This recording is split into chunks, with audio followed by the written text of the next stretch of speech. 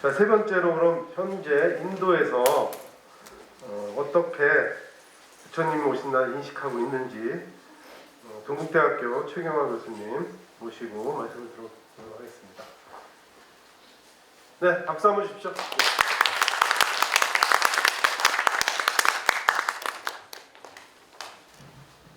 예, 최경화입니다. 앞에서 두 분 선생님께서 아주 재밌고 유익한 그 강연을 해주셨는데요. 첫 번째 그 주제는 역사적인 부처님, 붓다에 대한 그런 내용이었었고요. 그리고 방금 직전에는 신화적 붓다에 대한 그런 강연이었습니다. 지난번에 저희가 줌으로 한번 만났을 때 세 분 선생님이 다 붓다라고 호칭을 했어요. 근데 부처님이라고 해야 되는 거 아닌가 이런 얘기가 나왔는데 붓다라는 그 호칭이 상징하는 것은 인도에서 탄생한 부처님, 붓다라는 호칭 자체가 깨달음을 얻은 자, 여러분도 다 알고 계실 겁니다. 그래서 저 역시 지금 말씀드릴 내용은 인도에서 태어난 부처님, 그리고 인도라는 나라에서 우리가 찾아볼 수 있는 이 시대의 어떤 붓다의 유형, 이런 말씀을 드리겠습니다. 먼저 저는 부처님 당시의 인도 사회와 문화와 부처님 탄생의 의미를 먼저 말씀드리고요. 그 다음에는 현대사회, 20세기, 21세기 우리가 사는 세상에 묘한 평행이론이 작용하고 있다는 것 말씀드리고요.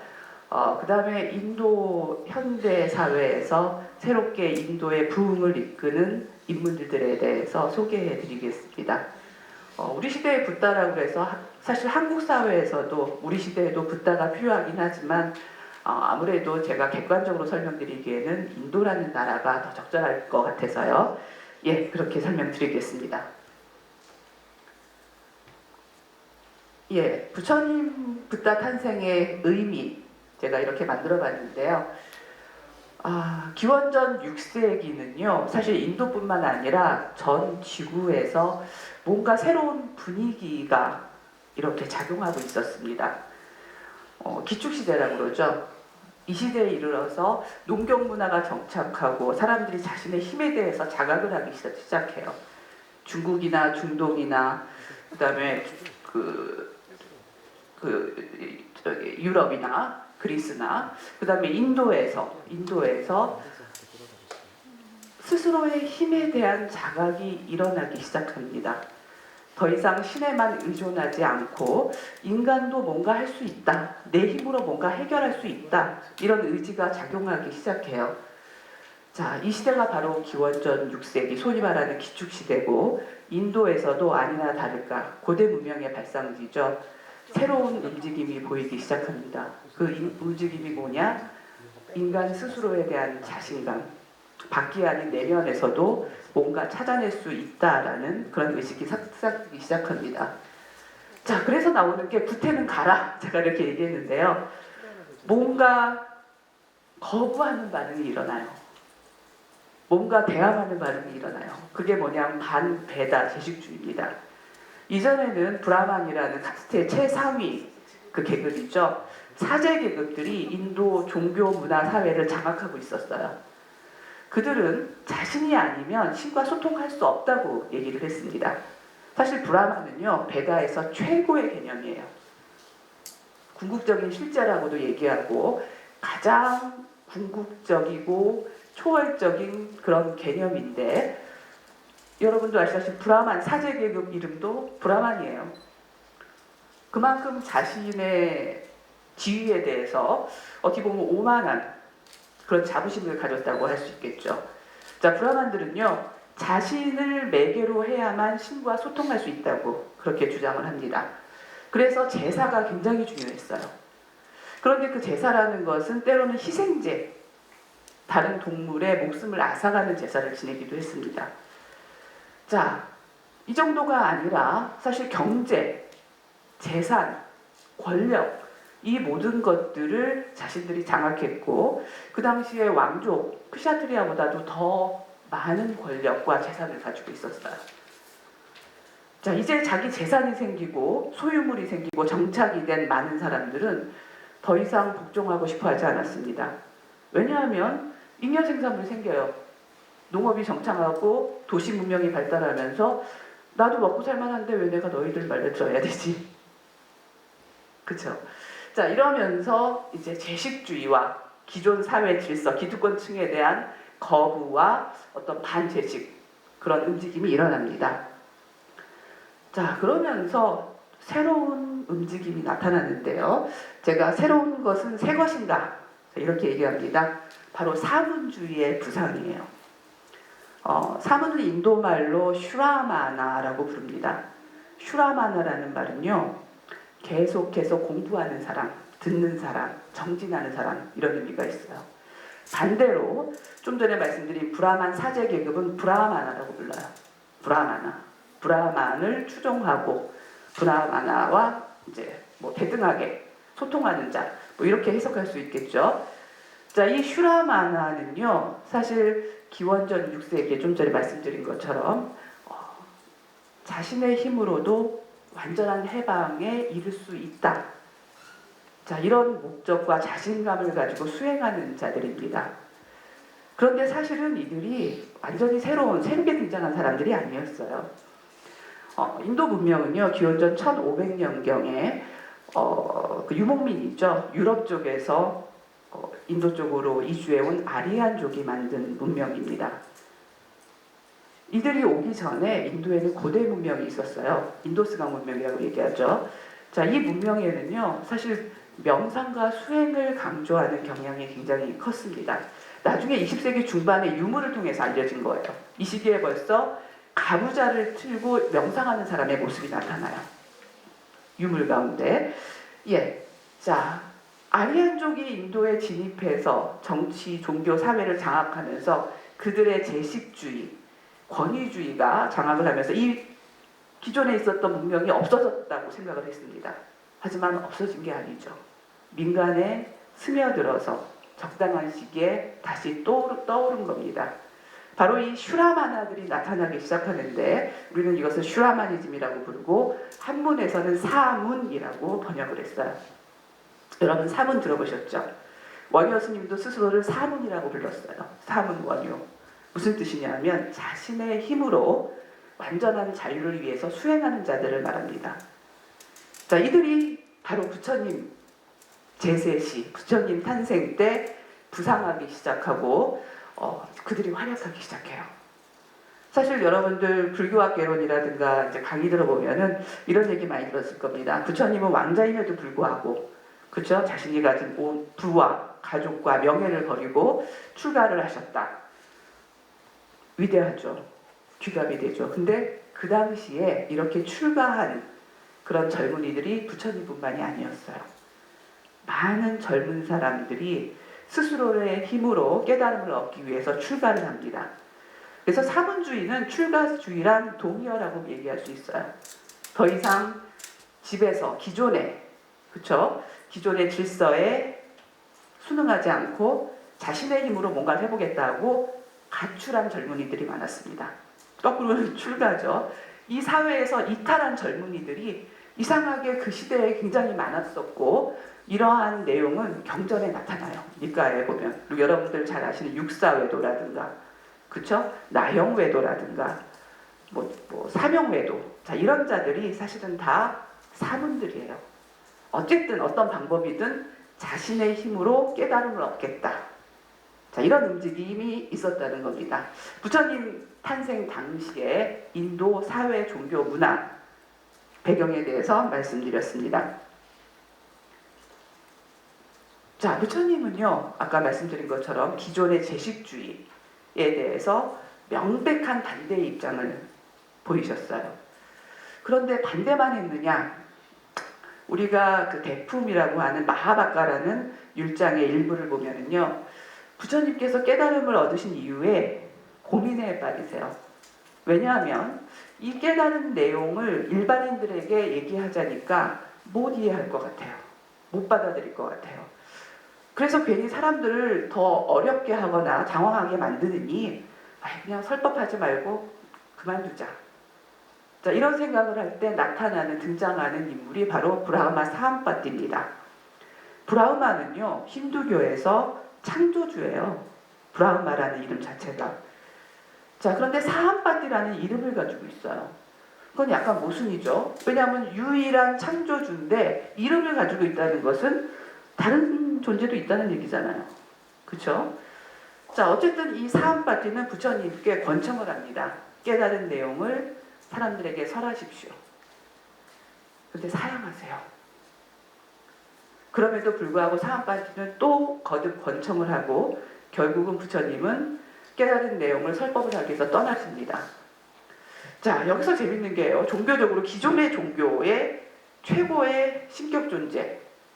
그 다음에 불교는 어떻게 보면 신흥 종교인데요. 그리고 불교는 명백하게 제식주의를 반대하는 입장인데 그 상대 종교에서 오히려 권청을 해요. 부처님은 그걸 또 받아들입니다. 자, 이렇게 신흥 종교, 새로운 종교지만 기존의 종교와 융합하고 받아들이고 서로를 이끄는 모습이 그대로 비나야 마하바가 6장 백품에 나타납니다. 자, 그리고 이 사함바띠는요, 브라흐마는요, 부처님의 권속으로서 부처님께 계속해서 도움을 주는 그런 인물로 종종 등장합니다. 재밌는 게요, 브라흐마는 원래 힌두교에서 창조주, 굉장히 중요한 존재인데 불교가 발생한 이후부터 지위가 격하돼요. 그래서 힌두교의 삼신 비슈누 시바는요, 인도에 가면 저녁에 신전이 있는데 브라흐마 신전은 한 군데밖에 없어요. 부식과를 하고. 인도인들이 상당히 실리적인데요. 그렇게 얘기해요. 브라흐마가 제일 중요한 신 아니냐? 근데 브라흐마의 일은 이미 끝났어. 이미 세상은 창조가 됐기 때문에 차라리 세계를 유지시켜주는 비슈누나 아니면 다시 창조하는 시바의 권능을 더 강조합니다. 자, 이렇게 기존의 질서와 조화를 이루는 모습을 보이고요. 그 다음에 제가 슬기로운 종교 생활이라고 그러는데요. 말씀드린 것처럼 슈라마니즘은요, 사문주의는 개인의 명상과 수행을 강조합니다. 자, 그래서 뭐라 그러냐 하면은요, 아까 우리 전에도 신화적인 내용에서도 언급이 됐지만 수행의 완성자는 신도 건드릴 수가 없어요. 심지어 수행의 완성자가 악마라 할지라도. 인도의 유명한 서사시 라마야나에서요, 라바나라는 악마가 고행을 완성해요. 그래서 신들도 어떻게 할 수 없어요. 자, 그러자 세계를 유지시켜주는 비슈누 신이 신이 죽일 수 없는 악마를 퇴치하기 위해서 인간의 몸으로 환생해요. 아바타. 그게 바로 라마입니다. 그래서 인도에는 신적인 존재보다 완벽한 깨달음 또는 완벽한 고행을 성취한 자가 더 우위에 있다는 믿음이 있습니다. 부처님은 깨달음을 얻었기 때문에 기존의 베다라든가 기존의 힌두교의 신들도 부처님보다 더 아래라는 것을 알 수가 있죠. 강력한 메시지입니다. 고행과 수행. 불교는 고행보다는 명상과 수행을 강조하기 때문에 그 힘이 가장 중요하다는 게 강조되고 있는 거죠. 자, 그러면서 자신의 힘과 나에 대한 새로운 발견이 일어납니다. 이전에는 힘을 통해서만, 신의 힘으로 X, 그렇죠? 더 이상 아닙니다. 그리고 이 브라마니즘에서도요, 새로운 사상이 나타났어요. 뭐냐면 신뿐만 아니라 내 안에 깊숙한 곳에 신적인 존재가 있다. 우리의 자아는 아트만인데 이 아트만이 다름이 아닌 브라만이다. 최고의 존재다. 자, 범아일려 사상이 나타납니다. 내 안에 궁극적 실제가 있다고 얘기를 해요. 그렇기 때문에 사실은 우리는 영원한 존재이고 완벽한 존재이고 불변의 존재이기 때문에 그것을 찾아내는 게 해탈이다. 이렇게 가르쳤어요. 물론 무조건 제사 지내야 된다, 신에게 기복을 해야 된다 보다는 진전한 철학이지만 부처님께서는 그것도 아니다. 예. 왜냐하면 그들은 바로 그 아트만이 영원하고 그 자체가 최고의 기쁨이며 그 다음에 불변하는 것이다. 이렇게 그들은 설명하고 있었어요. 자, 그러다 보니까 어떤 일이 일어났냐. 그 당시 많은 수행자들이요, 그 불변의 완벽한 최고의 아뜨만을 찾아서 집착을 하는 일이 일어났어요. 수행이 집착이 되고 완벽하고 영원하고 아름다운 것을 찾는 그런 수행자들이 대부분이었습니다. 자, 부처님은 바로 그 문제점을 직시하셨던 겁니다. 자, 부처님은 그래서 우리가 사는 세상에 새로운 발견이라고 말씀을 드렸는데요. 절대자도 아니고 나는 절대아도 아니다. 신적인 존재에 의지해서도 아니고 내 안에 영원하고 완벽한 뭐가 있다. 자, 이러면서 집착해서도 안 된다. 세상 모든 것은 반드시 일어나는 것은 언젠가는 반드시 소멸한다.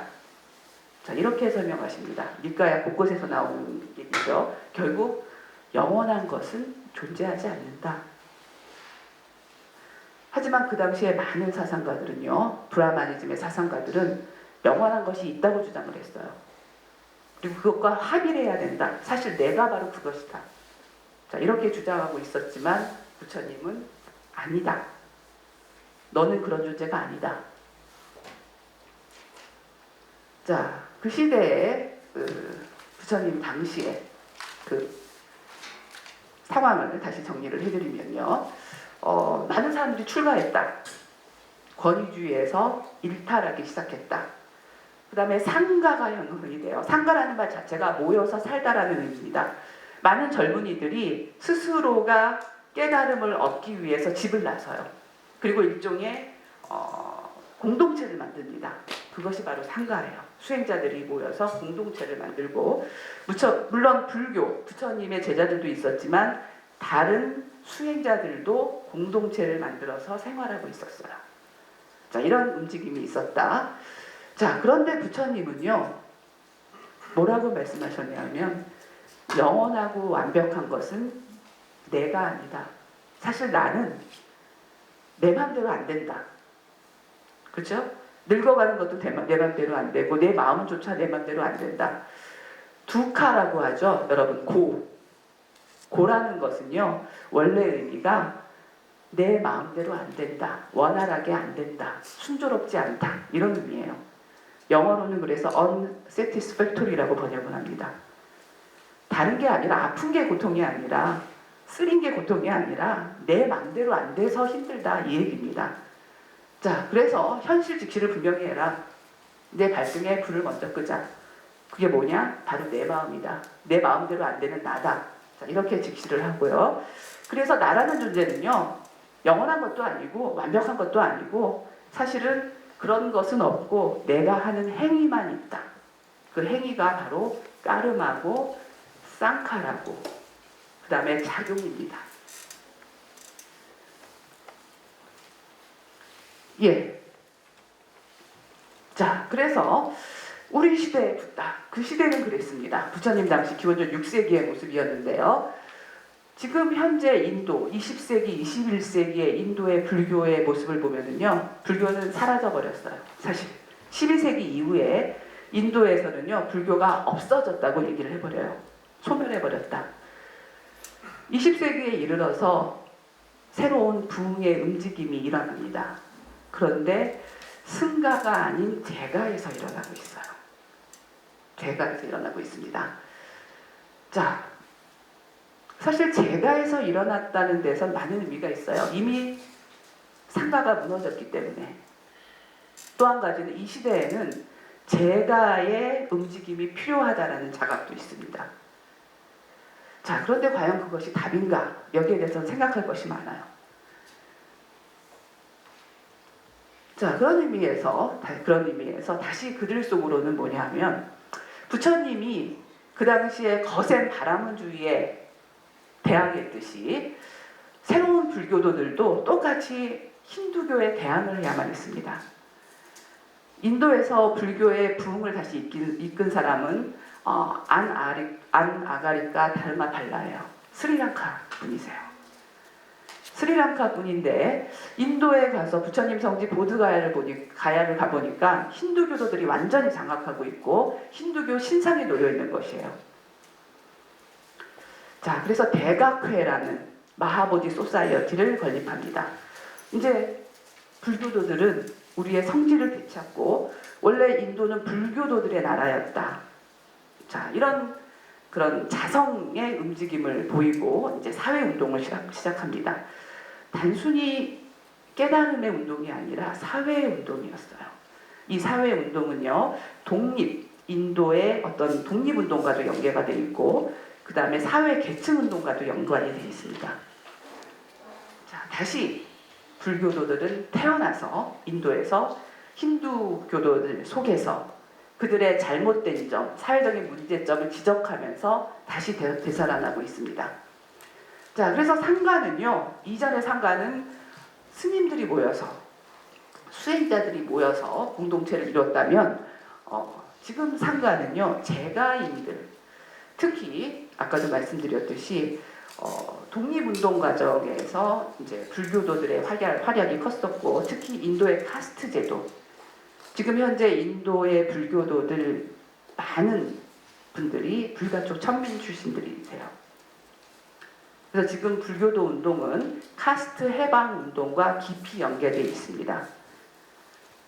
예, 자, 그래서 계급과 계층을 넘어서서 공동체가 단순히 상가가 아니라 계층과 계급을 뛰어넘는 어떤 그 공동체 확산, 그죠? 그 다음에 성격의 어떤 변환, 이런 것들이 일어나고 있다. 또 한 가지는 잠시 후에 말씀을 드리겠지만 아트 오브 리빙이라는 운동이 있습니다. 아십니까? 고행까지 얘기죠. 자, 지금 인도에서 불교는요, 두 가지 정도로 추리하게 돼요. 하나는 암베르카르 박사를 주축으로 한 신불교 운동. 자, 이 신불교 운동은 반카스트와 깊은 연관이 있고요. 그 다음에 고행까지가 하는 비파사나 운동입니다. 이 두 가지의 가장 눈에 띄는 차이는 뭐냐면요. 말씀드린 것처럼 암베르카르의 신불교는 반카스트, 불가촉 천민 해방 운동과 깊은 연관이 있고, 그 다음에 고행까지의 아트 오브 리빙은요, 비파사나 운동이에요. 수행과 관련이 있어요. 그래서 이 신불교 운동은 하층 계층에, 그렇죠? 하층 계층에 많은 그런 그 영향을 주고 그들이 후원을 하고 있고, 그다음에 아트 오브 리빙은 도시 중산층 이상 또는 지식층에서 많은 후원을 하고 있습니다. 양쪽에서 지금 현재 이렇게 붐을 일으킨다고 얘기할 수가 있습니다. 자, 그래서 이 시대 그 불교는요, 공존과 평화, 그렇죠? 이제 더 이상 소외받는 계층이 없어야 된다. 부처님 당시의 상가에도 카스트와 상관없이 모든 사람들이 부처님의 제자가 될 수 있었어요. 지금 새로운 인도의 불교는요, 이렇게 잘못된 인도의 오래된 계급 질서에 반하면서 불가촉 천민을 포용하면서 이렇게 평등 사회를 이끄는 운동, 사회 운동으로 발전하고 있습니다. 예, 결국 나라고 할 만한 것도 없고 나와 나의 구별은 아집이 만들어낼 건데 누가 브라만이고 누가 불가촉 천민이겠습니까? 예, 뭐 5분 정도 남았는데요. 간단하게 인도의 종교 분표를 보면은요, 힌두교도가 대부분이에요. 그 다음이 이슬람교도고요. 자, 불교도는요, 그냥 불교도 하나만 보지도 않습니다. All others, 기타 종교에 들어가요. 기타 종교, 파란색 보면 1.9%인데 그 가운데에서 불교와 자이나교는 1%도 안 돼요. 아마 자이나교도가 어디 봅시다. 예, 불교도가 910만 명, 자이나교가 458만 명이에요. 대표적인 슈라마니즘에 속하는 종교인데 전체 인구 가운데 1%도 안 된다는 겁니다. 예, 자, 이런 와중에 그래도 새롭게 마치 기원전 6세기에 불교가 일어났던 것처럼 1%도 안 되는 불교도들은 지금 인도 사회를 변화시키고자 노력을 하고 있고, 20세기에 나타난 주요 인물들이 바로 이 네 분입니다. 좀 전에 말씀드린 안 아가리카 다르마팔라, 스리랑카 출신이고요. 그 다음에 빔라오 람지 암베르카르, 불가촉 천민 출신 인도인입니다. 초대 법무부 장관입니다. 그 다음에 사티아나라얀 고엔카, 인도분인데 미얀마에서 생활을 하고 다시 이제 그 인도에 가서 빅바사나 운동을 일으켰죠. 그 다음에 아직 생존하고 계신 달라이 라마, 인도로 망명을 하면서 실제적으로 인도의 불교가 다시 출현하는데 상당히 많은 영향을 미쳤어요. 그리고 세계적인 영향력으로 인해서 달라이 라마가 거주하고 있는 다람샬라는 세계적인 또 불교 성지가 되고 많은 유명인들이 달라이 라마를 추종하면서 불교가 세계적으로 집중받을 수 있는 계기를 만들어줬습니다. 그리고 그의 근거지가 인도에 있다는 것, 그리고 까르나타카주에 또 새로운 큰 티베트 불교 사원을 만들어서 불교를 세계적으로 확산시키는데 주목을 받게 하는데 큰 역할을 하신 분입니다. 자, 첫 번째 1993년은 오타입니다. 1933년 다르마 팔라 그 사망 시기는 오타가 났습니다. 예, 자 이렇게 이 네 분이 지금 현재 인도 불교의 부흥을 일으키고 있는데 부처님께서도요 기원전 6세기에 단순히 종교인으로만 나타나신 게 아닙니다. 정치적 갈등에서 중재를 하셨어요. 정치적인 그런 역할도 상당하셨습니다. 그 다음에 비구니의 출가를 허락하셨어요. 뭐 여러 가지 논란이 있긴 하지만 기원전 6세기에 여성을 종교인으로 정식 종교인으로 수용하셨다는 것은 우리가 상상하는 것 이상의 큰 업적이십니다. 젠더 갈등, 양성평등, 자 이런 큰 일을 하신 분이 부처님입니다. 자 그를 부처님께 뭐 비교할 수 없겠지만 바로 암베르카르가 그런 역할을 했어요. 암베르카르는 불가초 천미뿐만 아니라 인도의 여성 문제, 미망인 문제, 유산상속의 문제에서 여성의 권익을 다시 찾는데 많은 역할을 했습니다. 그 다음에 고행까지는 비파사나 불교의 명상 수행을 세계적으로 확산시키는데 큰 역할을 했고 인도 자체 내에서 인도의 지식층과 인도의 엘리트들이 불교에 다시 관심을 갖게 하는데 큰 영향을 미쳤습니다. 그다음에 달라이 라마는 인도뿐만 아니라 전 세계에 불교의 과학성, 우수성, 그죠? 자 이런 것들을 알리는데 큰 역할을 하셨다고 볼 수 있습니다. 예, 자 뭐 여기까지 하겠습니다. 감사합니다.